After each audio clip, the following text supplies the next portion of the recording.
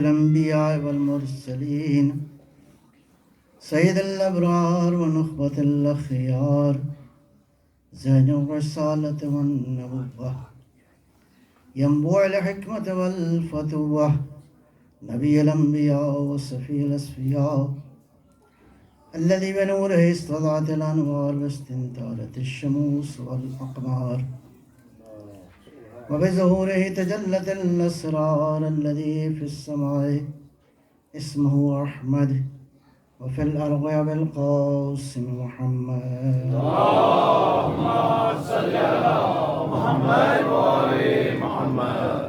وعلى علي ابن عمه كاشف غمه سيد الأولياء والأوصياء أسد الله الغالب غالب على كل غالب الذي حبه فرض على الحاضر والغائب مولانا بالسبتين أمير المؤمنين علي بن أبي طالب. اللهم صل على محمد وآل محمد.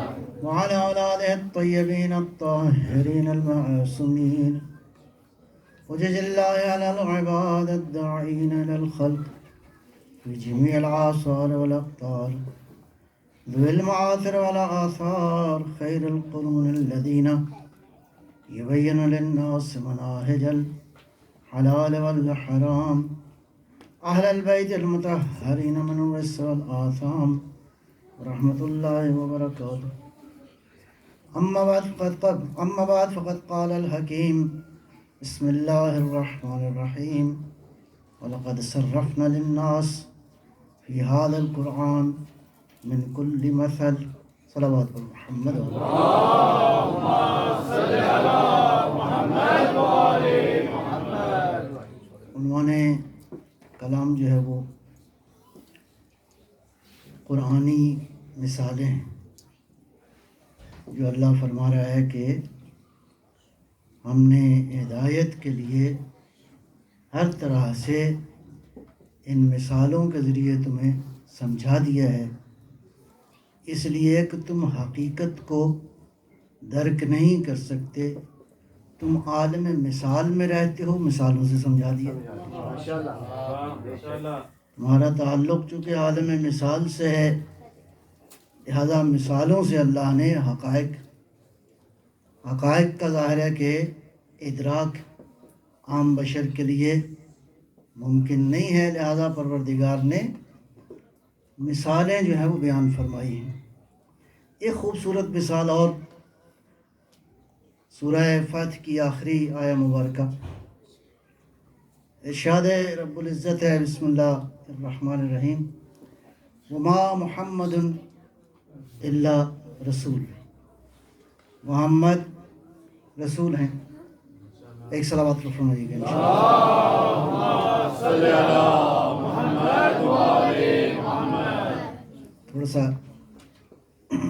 محمد رسول اللہ والذین معہ، محمد اللہ کے رسول ہیں، والذین معہ اور ان کے ساتھ جو لوگ ہیں، محمد اللہ کے رسول ہیں اور ان کے ساتھ جو لوگ ہیں، اشداء علی الکفار، یہ کفار پہ بہت شدید ہیں، کفار کے لیے بہت شدید ہیں، بہت بڑا خطرہ ہیں کفار کے لیے۔ ایک طرف شدید ہیں، ایک طرف کیا ہے، رحماء بینہم، آپس میں بہت رحیم۔ ایسے ہی لگتا ہے جیسے وہ قہار بھی ہے اور رحمان بھی ہے۔ تو یہاں جو مثالیں دے رہا ہے کہ ایک طرف یہ قہار ہیں، لیکن قہار کس کے لیے ہیں؟ اپنوں کے لیے نہیں، دشمنوں کے لیے۔ وَرُحَمَاءُ بَيْنَهُمْ، اور آپس میں رحیم ہیں۔ تَرَاهُمْ رُكَّعًا سُجَّدًا، ان کو آپ دیکھو گے کہ یہ یا رکوع کی حالت میں ہے یا سجدے کی، اور راکع نہیں کہا، رُكَّعًا، یہ مبالغہ ہے، یعنی ہمیشہ رکوع کے عالم میں ہیں۔ ہمیشہ سجدوں کے عالم میں ہیں. تو یہ تراہم رکعن سجدن یبتغون فضلا من اللہ، اللہ سے ہمیشہ فضل جو ہے یہ تلاش کرتے ہیں کہ اللہ کا فضل ہمیں مل جائے. اور کیا مل جائے؟ ورضوان، اور اللہ کی مرضیاں بھی مل جائیں، اللہ کا رضوان بھی مل جائے. اب یہ ساری صفات بیان کرنے کے بعد فرماتا ہے سیماہم فی وجوہہم من اثر السجود، ان کے سجدے جو ہیں ان کے چہروں پہ نمایاں ہیں. اللہ اکبر، سجدوں کے آثار ان کے چہروں پہ نمایاں ہیں. ذالک مثلہم، یہ آگئی مثال، ذالک مثلہم فی التورات ومثلہم فی الانجیل، یہ ایسے عظیم لوگ ہیں کہ سابقہ آسمانی کتابوں میں بھی ان کا ذکر ہے.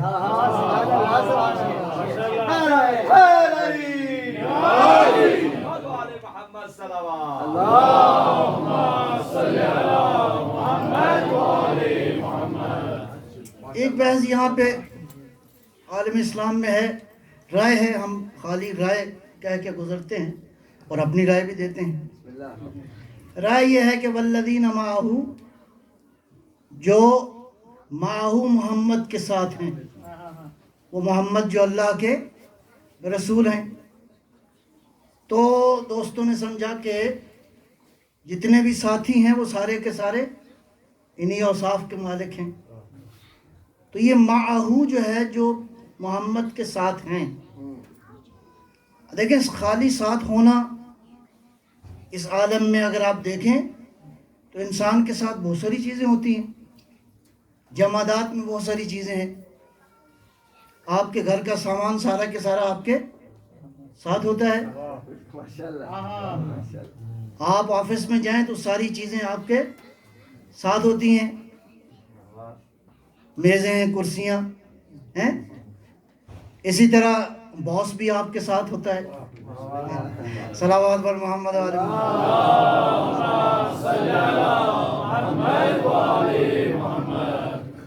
آپ کی گاڑی آپ کے ساتھ ہے. یہ جمادات کی مثالیں ہوں گی. اگر آپ کہیں جاتے ہیں پارک میں تو پھول بوٹے درخت یہ سارے کے سارے آپ کے ساتھ ہیں، تو یہ جمادات ساتھ ہو گئے. اسی طرح حیوانات میں بھی ہوتا ہے. کسی نے اگر کوئی پرندے پالے ہیں وہ پرندے کیا ہو گئے؟ ساتھ ہو گئے. کسی نے اگر کبوتر پالے ہیں تو کبوتر کیا ہو گیا؟ ساتھ ہو گیا. اسی طرح کسی نے جانور پالے ہیں تو وہ کیا ہو گئے؟ توجہ ہے نا آپ کی؟ صلوات پر محمد آل محمد.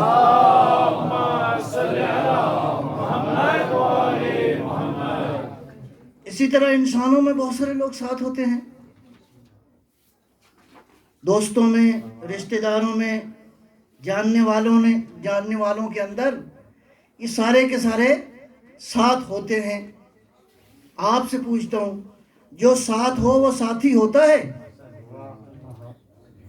جو ساتھ ہو وہ ساتھی نہیں ہوتا، جو ساتھ دے اس کو ساتھی کہتے ہیں.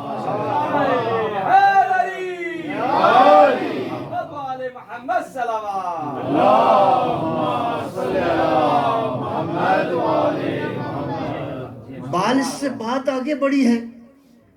جہاں معاملہ عام دنیا کے اندر آئے تو جو ساتھی ساتھ دے گا وہ ساتھی ہوگا، لیکن معاملہ جب اللہ اور اللہ کے رسول کا آ جائے تو یہ ساتھی والی ڈیفینیشن نہیں چلے گی.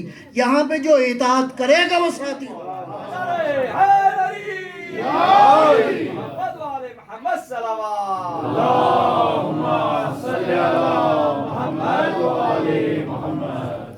اب پیغمبر کا ساتھ کیسے دیں گے؟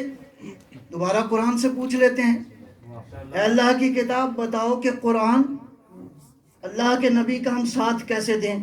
2-3 باتیں. پیغمبر کا پروٹوکول کیا ہے کہ پیغمبر کا ساتھ آپ نے کیسے دینا ہے؟ ارشاد فرمایا یا ایھا الذین آمنوا لا تقدموا بین یدی اللہ ورسولہ. کبھی بھی اللہ کے اور اللہ کے رسول کے آگے نہ بڑھو. ارے برادر، اللہ سے آگے کوئی بڑھ سکتا ہے؟ کچھ چاہے بھی تو نہیں بڑھ سکتا. تو یہ اللہ نے کیوں کہہ دیا اللہ کے آگے نہ بڑھو؟ پر جس طرح اللہ کے آگے نہ بڑھو پیغمبر کے آگے بھی نہ بڑھو. اس کا مطلب ہے جو خط پیغمبر نے قائم کر دیا ہے وہ حرف آخر ہے، وہ اللہ کی مشیت ہے، وہ قانون اٹل ہے، اس کو کراس نہیں کرو. یا ایھا الذین آمنوا لا تقدموا بین یدی اللہ ورسولہ، اللہ اور اللہ کے رسول سے آگے بڑھنے کی کوشش نہ کرو. بعض لوگوں کو خیال ہوتا تھا کہ پیغمبر کو مشورے دیں، اللہ نے قانون بنا دیا میرا نبی حرف آخر.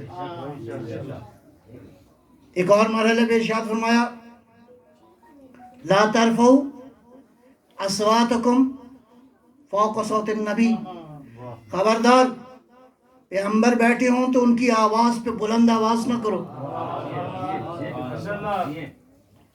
پروردگار یہ کیا حدود اربع ہے کہ اگر پیغمبر پہ ایمان لائے ہو تو پیغمبر اکرم کی آواز پہ اپنی آوازوں کو بلند نہ کرو. یہ منزل ہے احترام کی، کون سکھا رہا ہے؟ پروردگار. یہ نبی کا احترام سکھایا جا رہا ہے.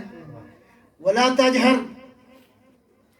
تجہر لہ، اور پیغمبر کے سامنے اونچی آواز سے شاؤٹنگ کے ساتھ گفتگو نہیں کرو. کجہر بعضکم لبعض، جیسے تم آپس میں گفتگو کرتے ہو. تو یہ بھی ایک رائے ہو گئی. اللہ نے ایک حد قائم کر دی اور فرمایا کہ اگر تم نے آواز بلند کی اور اگر تم نے شاؤٹنگ کی پیغمبر کے ہوتے ہوئے، ان تحبط اعمالکم وانتم لا تشعرون، ساری زندگی کے اعمال ضائع ہو جائیں گے. ابھی آپ نے کچھ اور نہیں کیا، خالی آواز کو بلند کی.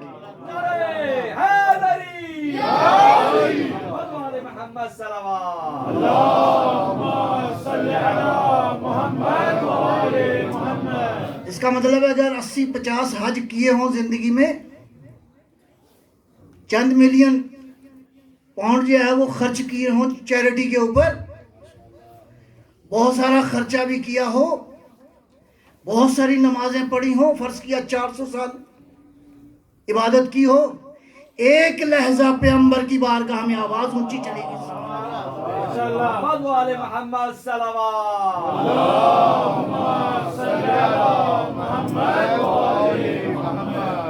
ایک اور مرحلے پہ ارشاد فرمایا اللہ ہے، اللہ تو کر سکتا ہے، لیکن اگر اللہ کی مشیت کو اس زمین کے اوپر کسی کو اس کی مشیت کے سانچے میں ڈھلا ہوا دیکھنا چاہتے ہو تو گویا اللہ یہ کہہ رہا ہے اس کے اوپر آواز بلند کرنا گویا اللہ کی مشیت کی حدوں کو کراس کرنا ہے. ایک اور مرحلے پہ ارشاد فرمایا تعزروہ توقروہ وتسبحوہ بکرۃ واسیلا. مجھے نہیں پتا آیت کا سیکوینس میں پڑھ رہا ہوں آپ کی خدمت میں. تعزروہ، پیغمبر کی نصرت کرو، پیغمبر کی نصرت کرو، مدد کرو. توقروہ، پیغمبر کا احترام کرو، پیغمبر کی نصرت کرو، پیغمبر کا احترام کرو. وَتُسَبِّحُوهُ، اور اللہ کی تسبیح کرو. آیت کا سیکوینس یہ بتا رہا ہے کہ اللہ کی تسبیح بعد میں ہے، پیغمبر کا احترام پہلے ہے.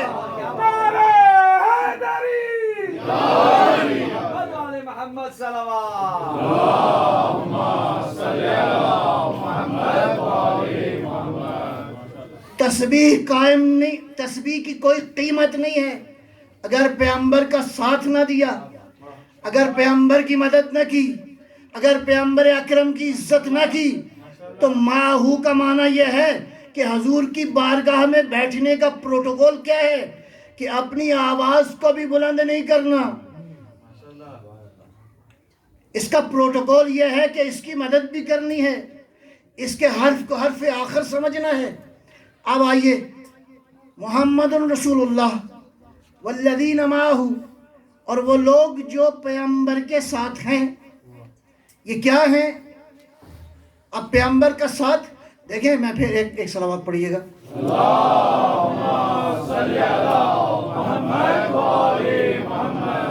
ایک ساتھ ہے جیسے میں نے عرض کیا زمانی اور مکانی، آپ کے ساتھ ہو، آپ کے وقت میں ہو، جہاں آپ ہیں آپ کے ساتھ ہو. اب اللہ بعض جگہ پہ ارشاد فرماتا ہے ان اللہ مع الصابرین، اللہ صابرین کے ساتھ ہے. تو یہ جو اللہ مع ہے، آیا زمان و مکان کے ساتھ مع ہے؟ یہ زمان و مکان کا آپ ٹرانسلیشن یہاں پہ نہیں کریں گے. یا فرمایا ان اللہ مع المومنین، اللہ مومنین کے ساتھ ہے. ان اللہ مع المتقین، اللہ متقین کے ساتھ ہے. ایک یہ ارشاد فرمایا یا ایھا الذین آمنوا اتقوا اللہ، اے ایمان والو تقوی اختیار کرو، وکونوا مع الصادقین، اور سچوں کے ساتھ ہو جو. تو یا اللہ پروردگار، یہ سچوں کے ساتھ ہونے کا کیا معنی ہے؟ سچوں کے زمانے میں جا کے وہاں پہ رہیں. سمجھنے کی کوشش کرو، سچوں کے ساتھ ہو جاؤ. زمان و مکان نہیں ہے، یہاں اطاعت ہے، سچوں کی اطاعت کرو.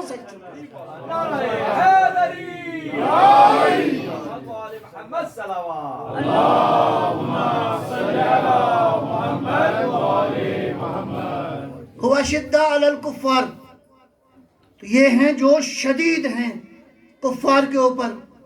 اب اگر سمجھ میں نہیں آئی تو جاکو دیکھو بدر میں کون اشدہ علی الکفار تھا، احد میں کون شدہ علی الکفار تھا، خندق میں کون اشدہ علی الکفار تھا.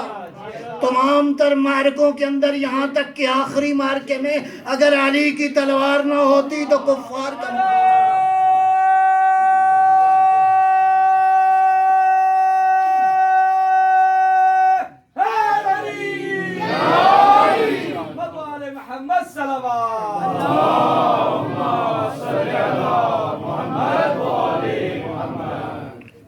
غالباً جنگ احد میں جب سارے ساتھی جو ہیں وہ چلے گئے، اب گردا گرد جو ہے وہ علی کی تلوار چل رہی تھی.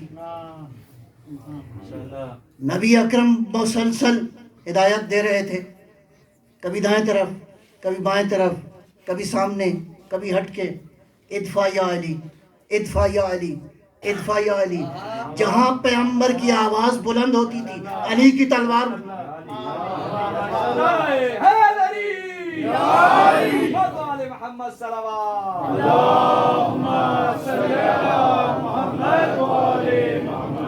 اس انداز سے دفاع کر رہے تھے کہ یہ منظر دیکھ کے جبرائیل سے رہا نہ گیا. جبرائیل نے کہا یا رسول اللہ کیسا دفاع کر رہے ہیں علی آپ کا، علی کیسا دفاع کر رہے ہیں آپ کا. فرمایا جبرائیل کیوں نہ ہو. ایک صلوات پڑھ کے تھوڑا سا آگے آ جائیے.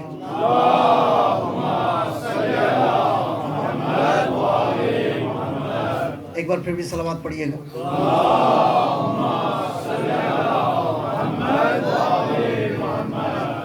تو علی کی تلوار اٹھ رہی تھی چاروں طرف، علی دفاع کر رہے تھے پیغمبر کی ہدایت پر.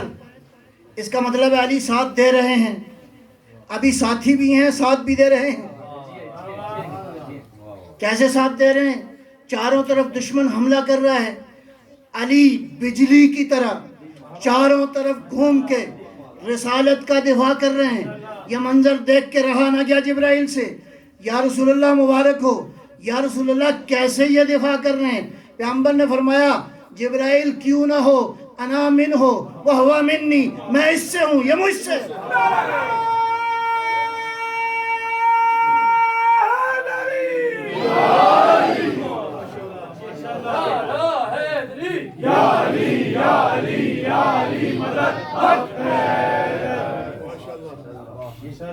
مرحلہ اور بھی ایک آگے ہے.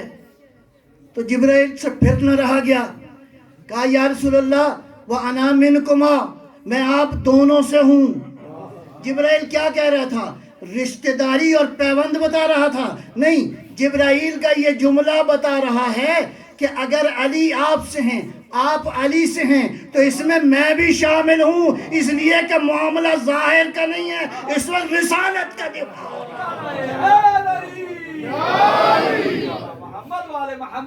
صلوات. اللهم صل على محمد وآل محمد. اشداء علی الکفار رحماء بینہم. پیغمبر کون ہے؟ اللہ کیا ہے؟ بسم اللہ الرحمن الرحیم. رحمان ہے، رحیم ہے ساری کائنات کے لیے، ساری مخلوقات کے لیے. اس رحمان نے کس کو بھیجا؟ وَمَا أَرْسَلْنَاكَ إِلَّا رَحْمَةً لِلْعَالَمِينَ. خالی محمد ہی رحمت نہیں ہے. رحماء بینہم، یہ اپنوں میں بیٹھے ہوں تو یہ کیا ہیں؟ رحمان ہیں، گویا اس کی رحمت کا نمائندہ ہیں. بس مجھے کہنے دیجئے، جس کی رحمت کا دائرہ اتنا وسیع ہو، وہ اپنوں کے لیے نہ بلکہ اپنے قاتل سے بھی کہے کہ اسے شربت پلا دو. اس کی رحمت کا تم وزن کر سکتے ہو کہ ابھی یہ کانپ رہا ہے، ابھی یہ اس کا دماغ ٹھکانے پہ نہیں ہے. بچوں بیٹا اس کو شربت پلایا جائے تاکہ یہ اپنی نارمل حالت میں آ جائے. تو پس اگر شدہ کو دیکھنا ہے تو اس مرحلے میں رحماء بینہم. آگے کیا فرمایا؟ تراہم رکعن، ان کو دیکھو گے کہ یہ رکوع کی حالت میں ہیں.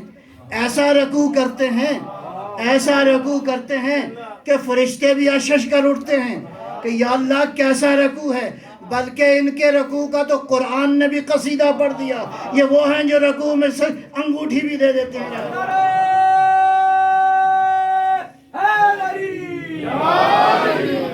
محمد صلوات. اللهم صل على محمد وآل محمد. رکعن و سجدن، ان کے سجدے بھی با کمال ہیں. اس گھر کے تو سارے سجدے ہی با کمال ہیں. وہ اللہ جو معبود ہے، بندے سے فقط بندگی چاہتا ہے. ایک جگہ عجیب خطاب ہے، بسم اللہ الرحمن الرحیم. یا ایھا المزمل قم اللیل الا قلیلا. حبیب رات کو عبادت کے لیے کم قیام کیا کر. اللہ اکبر. اللہ جو چاہتا ہی بندگی ہے، معبود جو چاہتا ہی بندگی سے، وہ ایک بندے کو یہ کہہ رہا ہے کہ اے حبیب بندگی کم کر. اس کا مطلب ہے یہاں سجدوں کی قیمت کچھ اور ہے، یہاں سجدے کچھ اور ہیں. یہ بظاہر سجدے ہیں، بے باطن معراج ہیں. ادھر حبیب بات کر رہا ہے، ادھر سن رہا ہے کہ میرا حبیب کیسا. محمد صلوات. اللهم صل على محمد وآل محمد. اس گھر کے سجدوں کی کیا بات کروں. پیغمبر اکرم، نبی اکرم ارشاد فرماتے ہیں ایک حدیث میں کہ میری بیٹی فاطمہ صلوات اللہ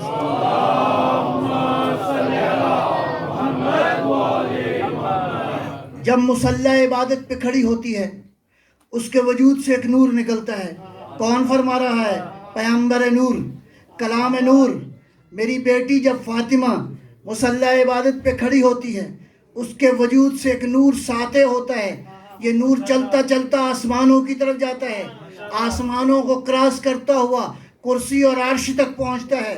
اور اس نور کی حدت اتنی زیادہ ہے، یہ اتنا شدید نور ہے، اتنا طاقتور نور ہے کہ اللہ کی نورانی مخلوق عالم نور میں پوچھتے ہیں پروردگار یہ نور کیسا ہے؟ اتنا حدت والا ہے، اتنا عظمت والا ہے کہ ہم اس نور کو پہچان نہیں پا رہے. یہ نور کس کا نور ہے؟ آواز قدرت آتی ہے، او فرشتو تم دیکھ نہیں رہے، میری کنیز فاطمہ اس وقت مصلی عبادت پہ ہے. محمد صلوات. اللهم صل على محمد وآل محمد. رکعن و سجدن، سجدوں میں دیکھو گے. کیا کوئی اس سجدے کی یہ کائنات مثال لا سکتی ہے؟ اس سجدے کی مثال کائنات نہیں لا سکتی کہ ادھر ضربت لگی، ادھر زبان پر تسبیح پروردگار جاری تھی. جیسے ہی ضربت لگی خون بہا، بہنے کے بعد کیا فرمایا؟ فزتو ورب الکعبہ، اللہ کی قسم، پروردگار رب کعبہ کی قسم، علی کامیاب ہو گیا. جو سجدوں کو اس حالت میں اپنی کامیابی قرار دے، اس سجدن کی قسمت حیدری محمد و آل محمد صلوات اللهم صل على محمد وآل محمد. ان کے سجدے تسلسل ہیں ان سجدوں کا جہاں کہتے ہیں یا ایھا المزمل قم اللیل الا قلیلا. اس کے بعد کیا فرمایا؟ یبتغون، اللہ کا فضل یہ تلاش کرتے ہیں. اللہ کے فضل یہ کیسے تلاش کرتے ہیں؟ دوبارہ قرآن سے پوچھتے ہیں. یہ جن کے اوصاف بیان ہو رہے ہیں یہ اللہ کے فضل کو کیسے تلاش کرتے ہیں؟ سورہ نور کی نورانی آیتیں. ایک مرحلہ پہ ارشاد فرمایا اللہ کائنات کا نور ہے. اس نور کی مثال ایسی ہے جیسے کسی طاق میں ایک چراغ ہو، ایک مصباح ہو. بہرحال چلتے ہوئے آگے قرآن یہ کہتا ہے فی بیوت، یہ چراغ بعض گھروں کے اندر ہیں. ان گھروں کی نشانیاں بتاتے ہوئے قرآن کیا ارشاد فرما رہا ہے؟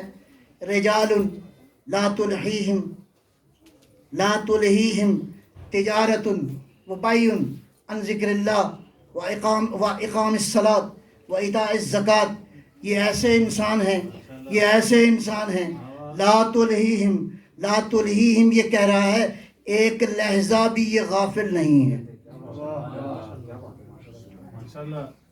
پہلے مضارع ہے لا تلہیہم،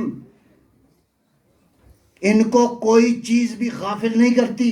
تجارت، چاہے تجارت ہو، ولا وبیع یا کوئی معاملہ ہو. اس کا مطلب ہے زندگی کے معاملات بھی ہو رہے ہیں لیکن یہ اللہ کی یاد سے غافل نہیں ہیں. وَإِقَامِ الصَّلَاةِ، نہ نماز سے ہی غافل ہیں. وَإِيتَاءِ الزَّكَاةِ، نہ انگشتر دینے. نعرہ حیدری محمد و آل محمد صلوات اللهم صل على محمد وآل محمد. یہ ہرگز غافل نہیں ہے. کہنے دیجئے چکی چل بھی رہی ہو لیکن زبان پہ اللہ کی تسبیح جاری ہے. یہ ہرگز اللہ کی یاد سے غافل نہیں ہیں. یخافون یوما تتقلب فیہ القلوب والابصار، یہ اس دن کے بارے میں جہاں آنکھیں بدل جائیں گی، قلب تبدیل ہو جائیں گے. یہ ہرگز غافل نہیں ہیں. اس کا مطلب ہے یہ دل ایسے رکھتے ہیں جو مسلسل اللہ کی یاد میں ہیں. لِيَجْزِيَهُمْ، تاکہ پروردگار ان کو جزا دے. کون سی جزا؟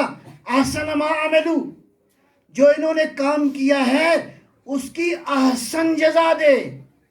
اور اس کے بعد یہ کیا کرتے ہیں؟ اللہ کے فضل کو تلاش کرتے ہیں. وہاں کیا کہا؟ اللہ کا فضل تلاش ہو رہا ہے. واللہ یرزق من یشاء بغیر حساب، اللہ جسے چاہتا ہے بلا حساب دے دیتا ہے.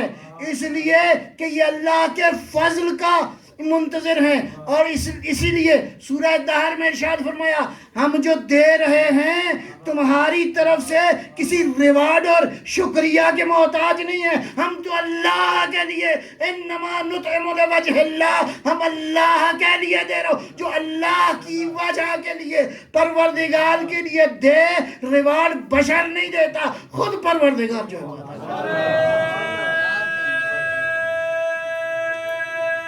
حیدری محمد و آل محمد صلوات اللهم صل على محمد وآل محمد. ورضوان، اور اللہ کی رضوان، اس سے بہتر اور کیا مورد ہوگا.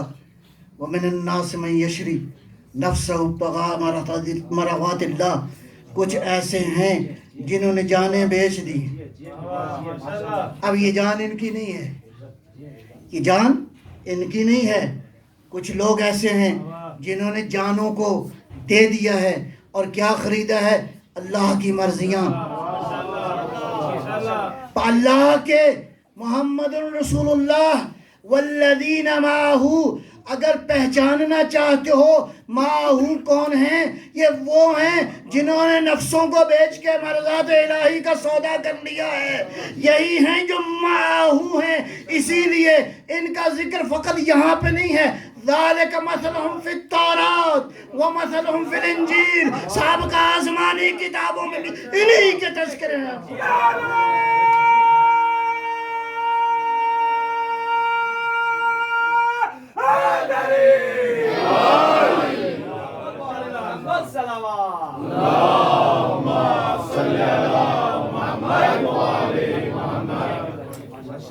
قرآن زندہ کتاب، اور زندہ مثالیں تلاش کرو۔ قرآن کو سابقہ صدیوں کے لیے تو نہیں آیا، یہ تھوڑی ہے کہ 1400 سال پہلے والی مثالیں نہیں، جو آج بھی زندہ مثالیں ہوں، اور وہ زندہ مثالیں وہی ہیں جو دنیا سے بظاہر چلے گئے ہیں، ابھی تک زندہ ہیں، ان کا ذکر باقی ہے، ان کی یاد باقی ہے، ان کی حقیقت باقی ہے۔ بس مضمون کو یہاں پہ سمیٹوں گا، ابھی ہم اس کے انتظار میں ہیں، ہے نا؟ قرآن میں بسم اللہ الرحمن الرحیم والعصر ان الانسان لفی خسر، اس میں بہت مطالب ہے، میں خالی اشارتاً گزروں گا۔ والعصر قسم ہے کس کی؟ عصر کی۔ اب مفسرین نے مختلف معنی بیان کیے ہیں، کسی نے کہا کہ اس عصر سے مراد زمانہ ہے، ٹھیک ہے، مجھے کوئی اعتراض نہیں۔ کسی نے کہا کہ اس عصر سے مراد وقت عصر ہے، یہ بھی ایک رائے ہے، قابل احترام ہے۔ والعصر سے مراد نماز عصر ہے، یہ بھی ایک رائے ہے۔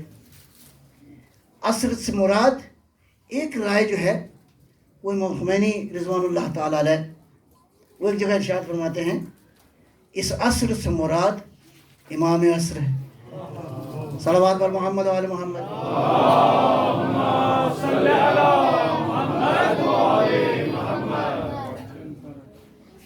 جو خود زمانے کا نچوڑ ہے، جو عصر کا نچوڑ ہے۔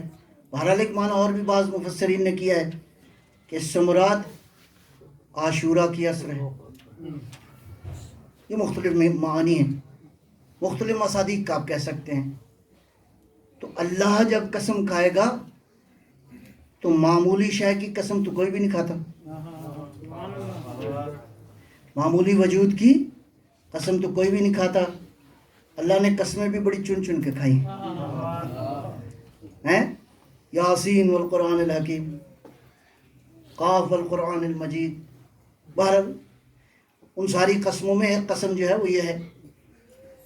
اس کا مطلب یہ ہے کہ ایک سوال یہ ہے، آیا اللہ قسم نہ کھائے اور کوئی بات بیان کر دے تو قابل اعتبار ہے، تو پھر قسم کیوں کھا رہا ہے؟ اس کا مطلب ہے بات اتنی قیمتی ہے کہ قسم کھا کے بیان۔ والعصر، اچھا یہاں بہت ساری تاکیدات ہیں، شاید وقت نہیں ہے، اشارتاً گزرتا ہوں۔ والعصر، یہ واو کا معنی ہے قسم، عصر کی قسم کھا رہا ہے، کھا بھی کون رہا ہے؟ اللہ، اور معمولی وجود کی قسم بھی نہیں کھا رہا، وجود بھی عظیم تر ہے۔ اچھا قسم کے وزن میں اس وقت فرق ہو جاتا ہے جب قسم کھانے والا اس کا مقام بلند ہو۔ عام آدمی کہتا ہے، بچہ کہتا ہے قرآن کی قسم، یہ بھی قسم ہے۔ ایک بڑا آدمی کہے گا قرآن کی قسم تو وزن میں تھوڑا سا اضافہ ہو گیا۔ اگر کوئی عالم کہے قرآن کی قسم تو وزن میں تھوڑا سا اضافہ ہو گیا۔ اگر کوئی مفسر قرآن کہے تو قسم کے وزن میں اضافہ ہو گیا۔ اور اگر سلمان فارسی کہہ دے تو قسم کا وزن جو ہے بڑھ گیا۔ اور اگر خود ناطق قرآن کہے قرآن کی قسم تو قسم کے وزن میں اضافہ ہو گیا کہ جس طرح یہ قرآن کو جانتا ہے کوئی اور نہیں جانتا۔ لیکن اگر قسم کھانے والا خود خدا ہو، کیا کہہ رہا ہے، کیا فرما رہا ہے؟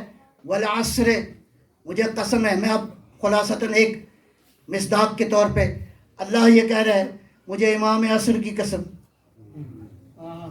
مجھے امام عصر کی قسم، انا بے شک، پروردگار اس کے بعد بھی کچھ شک رہ گیا. یہ لفظ انا آ رہا ہے اور یہ دو طرح کے یقین کا کہہ رہا ہے. والعصر قسم ہے عصر کی یا امام عصر کی. انا بے شک الانسان، انسان جو ہے وہ کیا ہے؟ لفی، یہ لا کا معنی ہے یقیناً. اللہ اکبر، تو جو کر رہے ہیں آپ، اب یہ سارا قسم بھی ہے، یقیناً بھی ہے. اور جملے کی جو ساخت ہے عربی زبان کے اندر، اس کو کہتے ہیں جملہ اسمیہ خبریہ. جہاں جملہ اسمیہ خبریہ آ جائے وہ خود بخود وزندار ہوتا ہے. اتنی بات کہنے کے بعد ارشاد فرما رہا ہے ان الانسان لفی خسر، انسان گھاٹے میں ہے، انسان خسارے میں ہے. اب یہاں تک پہنچنے کے بعد اب انسان تو ایک دفعہ دہل گیا، انسان پریشان ہو گیا کہ پروردگار خسارہ ہی خسارہ ہے. فرمایا نہیں، اللہ دو، اس کے بعد ایک مرحلہ ہے. وہ لوگ خسارے میں نہیں ہیں جو دو کام کریں، آمنوا وعاملوا الصالحات، جو ایمان بھی لے آئیں اور عمل صالح بھی کریں، گویا خود سازی کریں، سیلف بلڈنگ کے عمل کو انجام دیں. وَتَصَوْا بِالْحَقِّ وَتَوَاصَوْا بِالصَّبْرِ. اس کا ترجمہ اگر میں یوں کروں کہ وہ لوگ جو اپنی اصلاح بھی کرتے ہیں اور کربلا کو بھی فالو کرتے ہیں. وَتَوَاصَوْا بِالصَّبْرِ وَتَوَاصَوْا بِالْحَقِّ. جس طرح کربلا والوں نے صبر کیا، جس طرح کربلا والوں نے حق کو پہنچایا، پس اگر یہ دو کام کرو گے تم خسارے میں نہیں، تم یہاں بھی کامیاب ہو، تم وہاں بھی کامیاب ہو. حیدری آل محمد صلوات.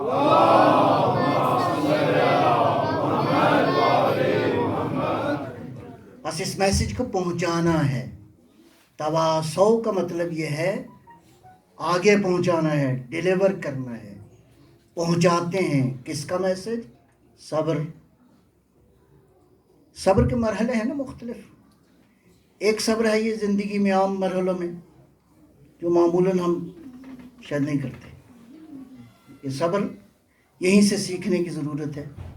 یہ بچے کی ہر ڈیمانڈ پوری کرنا ضروری نہیں ہے اس لیے کہ تم حسین کے ماننے والے ہو.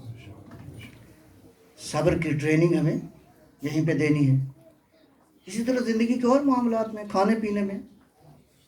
انسان آج کلچر عجیب ہے. ویسے میں ضمناً ایک تذکر دیتا جاؤں، گناہان کبیرہ کی فہرست میں لکھا ہے ایک گناہ جو ہے وہ ضائع کرنا ہے. ضرورت سے زیادہ لے لے اور اس کو ضائع کر دینا، یہ گناہ کبیرہ ہے. وَتَوَاصَوْا بِالْحَقِّ، صبر بھی پہنچاؤ اور حق کا پیغام بھی پہنچاؤ. یہ حق کا پیغام پہنچانے کے لیے بس میں مضمون آج کا مختصر کر رہا ہوں، وقت کے دامن میں زیادہ گنجائش نہیں ہے. کہ حق کا پیغام پہنچانا ہے. خوب، یہ تو معلوم ہو گیا کہ حق کا پیغام آگے ڈیلیور کرنا ہے. کہاں سے سیکھیں یہ حق کا پیغام؟ کہاں پہ؟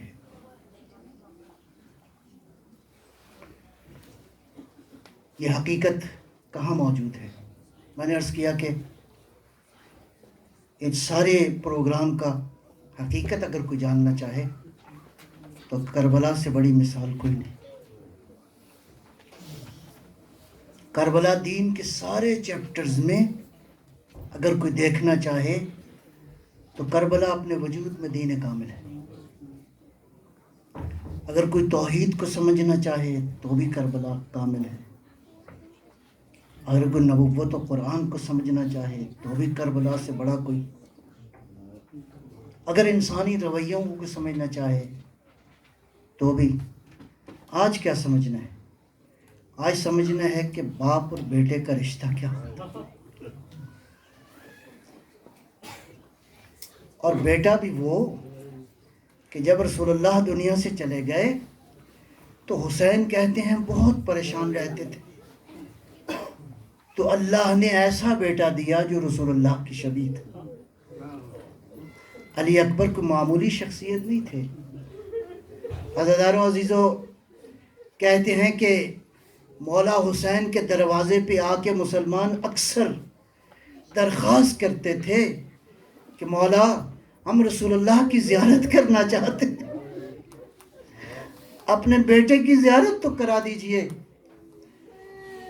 مدینے والے جانتے تھے کہ علی اکبر کون ہے، جانتے تھے نا، کربلا میں جانتے تھے یہ مسلمان کہ علی اکبر کون ہے۔ عزادارو، یہ علی اکبر وہی ہے جو شبیہ رسول ہے۔ علی اکبر کو اللہ نے حسین کو تحفہ دیا تھا۔ آج جب روز عاشور کی صبح طلوع ہونے لگی تو کہا بیٹا علی اکبر آج اذان آپ دو گے۔ آج حسین نے کیوں انتخاب کیا ہے علی اکبر کا؟ اس لیے کہ قیامت تک حسین رہے گا تو علی اکبر کی صدائے اللہ اکبر آتی رہے گی۔ علی اکبر گئے اور آواز دی اللہ اکبر، ادھر اللہ اکبر کہا۔ علی اکبر کس حال میں اللہ اکبر کہہ رہا تھا؟ خیموں سے الاتش کی صدائیں آ رہی تھی، قاتلوں کا ایک بہت بڑا لشکر تھا جو سامنے کھڑا تھا۔ حسین جیسا باپ سن رہا تھا کہ علی اکبر کیا کہہ رہے ہیں۔ بس عزادارو پہنچ گئے آپ مطلب کو، بس ایک بات بیان کر کے حضرت علی اکبر کے کچھ مصائب میں عرض کروں گا۔ تاریخ بشریت میں قربانی بہت بڑی ہے، اور وہ قربانی کون سی ہے؟ ابراہیم نے خواب میں دیکھا کہ اپنے بیٹے کو وہ ذبح کر رہے ہیں۔ عزیزو ابراہیم گئے، بیٹے سے پوچھا، بیٹے نے کہا بابا جیسا حکم ہوا ہے آپ اس کو کیجئے، ستجدنی من الصابرین، آپ مجھے صابروں میں سے پائیں گے۔ بہرحال پروگرام بن گیا۔ ابراہیم نے، توجہ رہے اس بات کے اوپر، ابراہیم نے اسماعیل کی ماں کو بتایا نہیں، ذکر نہیں کیا۔ ماں نے پوچھا ابراہیم میرے فرزند کو کہاں لے جا رہے ہو؟ جواب دیا ہے کہ دوست کہاں جا رہا ہوں۔ کہا ابراہیم یہ چھری کس لیے ہے؟ کہا ممکن ہے وہاں قربانی کی ضرورت پیش آ جائے۔ بہرحال عزیزو پہنچے قربان گاہ پہ۔ اب ابراہیم نے کیا کیا؟ آنکھوں پہ پٹی باندھی، پٹی باندھنے کے بعد چھری چلائی، اللہ اکبر۔ اس کے بعد جو واقعہ ہوا، اسماعیل کی گردن پہ ایک نشان پڑ گیا۔ اب ابراہیم واپس آئے تو ماں نے پوچھا ماں تھی نا؟ ارے ماں تھی۔ ماں کا کلیجہ پھٹ گیا، ماں برداشت نہ کر سکی۔ ابراہیم میرے اسماعیل کے گلے پہ خراش ہے، یہ کیا ماجرا ہے؟ ابراہیم نے سوچا وقت تو گزر چکا، معاملہ تو ہو چکا، سارا واقعہ بیان کر دیا۔ یہ خراش ماں کا جگر برداشت نہ کر سکا، ماں بیمار ہو گئی۔ 3 دن میں ہاجرہ مر گئی، ہاجرہ فوت ہو گئی۔ آئے لیلا کے دل سے کوئی پوچھے کہ پرچی لگی ہوئی تھی، کیسے کربلا کی ماں نے علی اکبر کے جنازے کو بھی دیکھا؟ عزادارو بس مرحلہ آ گیا۔ جب علی اکبر آئے کہا بابا اجازت دیجئے۔ حسین نے علی اکبر کو تیار کیا اور کہا بیٹا جانے سے پہلے خیموں سے رخصت تو ہو لو۔ اب علی اکبر کس سے رخصت ہوئے؟ بھائی زین العابدین کے پاس گئے۔ تاریخ کہتی ہے بھائی علی زین العابدین کے علی اکبر ہاتھ چوم رہے تھے، ماتھے پہ پیشانی پہ بوسہ دے رہے تھے، پاؤں کو ہاتھ لگا رہے تھے۔ علی اکبر کے آنسو گرے، بھائی کو ہوش آیا، کہا علی اکبر بھیا خیر تو ہے؟ کہا اس وقت بھیا بابا تنہا ہے، دشمنوں کے نرغے میں بابا کی نصرت کو جاتا ہوں۔ علی اکبر بڑے پھوپھی سے آئے، رخصت ہوئے، ماں سے کہا ماں مجھے مرنے کی اجازت دو۔ ارے میں کیا کہوں، علی اکبر رخصت کیسے لے رہے تھے؟ مقاتل نے ایک منظر لکھا ہے، مقاتل نے کہا جب علی اکبر خیموں میں گئے، جب باہر آنا چاہتے تھے تو دیکھا پردہ کبھی اٹھتا تھا کبھی بیٹھتا تھا، پردہ بار بار اٹھ رہا تھا، گویا علی اکبر جیسے ہی خیموں سے باہر آنا چاہتے تھے، کبھی پھوپھی دامن کو سمیٹ لیتی تھی، کبھی بہنیں آگے بڑھتی تھی، کبھی سکینہ دامن کو۔ بس مضمون مختصر کر رہا ہوں۔ علی اکبر گئے میدان کربلا کی جانب، آسمان کی طرف نگاہ کیا، اللہم اشہد علی ہؤلاء القوم کفاد برز الیہم، اے اللہ گواہ رہنا اس کو بھیج رہا ہوں جو کردار میں، جو گفتار میں اللہ کے رسول کی جبی تھا۔ اے اللہ جب کبھی ہم تیرے نبی کی زیارت کے مشتاق ہوتے تھے، ہم علی اکبر کی زیارت کرتے تھے۔ جاتے جاتے حسین نے ایک درخواست کی، کہا بیٹا جب تک جا رہے ہو مڑ مڑ کے ذرا دیکھتے رہنا۔ اللہ رہے خدا جانے، علامہ نکن مرحوم فرمایا کرتے تھے، اللہ جانے یہ بوڑھے باپ کی خواہش تھی یا شبیہ رسول گئے علی اکبر، علی کا پوتا، شجاعت ایسی دکھائی، مقاتل کہتے ہیں دشمن اپنے مقتولین کی کثرت سے گھبرا اٹھا، کہا چاروں طرف سے حملہ کرو۔ ارے حسین دیکھ رہے تھے، شاید ایک دفعہ پھر علی اکبر کی زیارت کا شوق پیدا ہوا، حسین تڑپتے ہوئے گئے خیمے کی طرف، لیلا کو بلایا، کہا لیلا تم ماں ہو نا علی اکبر کی؟ کہا جی آقا۔ کہا ماں کی دعا قبول ہوتی ہے، دعا کرو میرا علی اکبر پلٹ کے آ جائے۔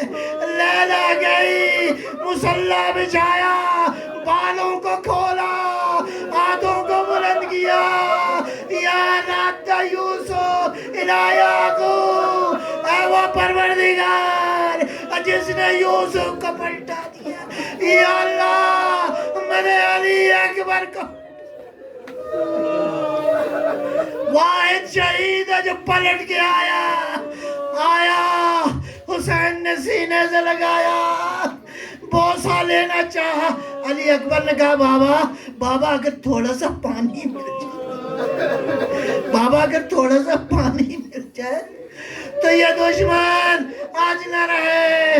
فرمایا ہاتھ لسانت یا بنیا، اور میرا لال اپنی زبان لاؤ، میرا لبا میرا کو۔ علی اکبر نے زبان نکالی، اللہ جانے حسین کا بہانہ تھا، علی اکبر کا بول سے لیے، علی اکبر نے زبان پیچھے کہا بابا آپ کا گلا تو زیادہ۔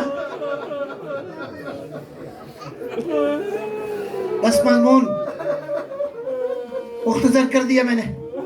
علی اکبر گئے دوبارہ میدان کربلا کی جانب، علی کا شجاع پوتا لڑ رہا تھا کہ اتنے میں بعض مقاتل نے لکھا ہے، عزاداروں منظر بڑا دردناک ہے، منظر باز نے لکھا ہے علی اکبر کو ایک تلوار لگی سر پہ، تو علی اکبر نے اپنے ہاتھوں کو گھوڑے کی گردن میں ڈالا، اس کے بعد علی اکبر کا بدن تھا، تلواریں تھی، فقطعوہ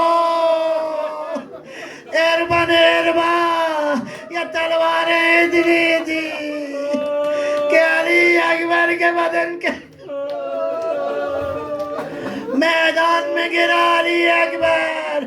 ایک دشمن نے برچی ڈالی، سینے میں لگی، حسین میدان کربلا کی طرف بڑھے۔ یہ واحد شہید ہے جس نے مدد کے لیے نہیں پکارا، بس ایک جملہ کہا السلام علیکم بابا، آخری سلام ہو۔ حسین آئے، کا نور، آنکھوں کا نور ختم ہو گیا. کہا علی اکبر کہاں ہو؟ قریب سے آواز آئی. کہا بابا. حسین جھکے، ایک ہاتھ سینے پہ رکھا، ایک ہاتھ برچی پہ رکھا اور نجف کی طرف نگاہ کی. یا